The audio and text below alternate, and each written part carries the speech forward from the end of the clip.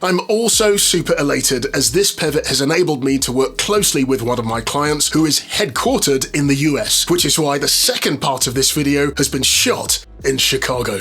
Why do I share my story with you? Being laid off or having your role eliminated is rough, don't get me wrong. It put me into a bit of a tailspin as well. However, I want to encourage you. You may be over 50, a little bit like I am, or younger, or you may just be starting out. It doesn't really matter. The point is that you have fully transferable skills that employees need, and moreover, they actually want. They're looking for these skills. A new friend of mine, Robert, he used to be in software sales. He's now retraining to be a voice actor. The pivot is real. Another friend of mine, and he's also called Robert, he used to be in the armed forces or the military, became a very successful chef. Now he's a photographer, and he's had his work and the work of others in his own gallery. The pivot is real. It all does come with risks, that's clear, but it's never too late. And that's my point. It's not too late to switch or change tracks. You'll hear me say that skills are the currency for the work of tomorrow, and both Robert and Robert are pursuing a new skill and learning a boatload along the way.